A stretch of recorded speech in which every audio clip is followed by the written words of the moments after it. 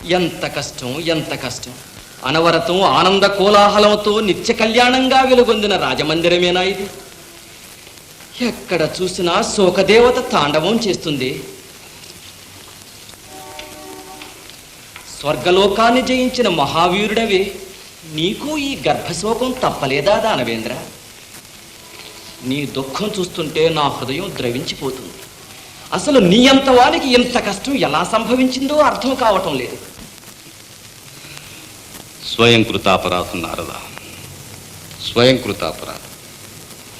పగవారిని భస్మం చేయడానికై తెచ్చుకున్నవరం నా వంశాంకురాన్ని తుడిచిపెట్టింది. ఎన్ని స్వర్గాలు జయించినా, ఎన్ని సామ్రాజ్యాలు స్థాపించినా కన్నబిడ్డకు సాటి వస్తాయి.